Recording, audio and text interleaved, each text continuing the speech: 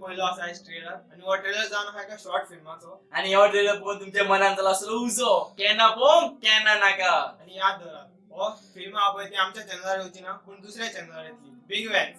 आणि त्या चॅनलाचेर आम्ही लिंक आमच्या डिस्क्रिप्शनात दिलेल्या वचात आणि ती शॉर्ट फिल्म पळयात. आणि शॉर्ट फिल्म येतली 1 तारखेक ती 1 जून. पळोवपाक मात विसरू नाकात.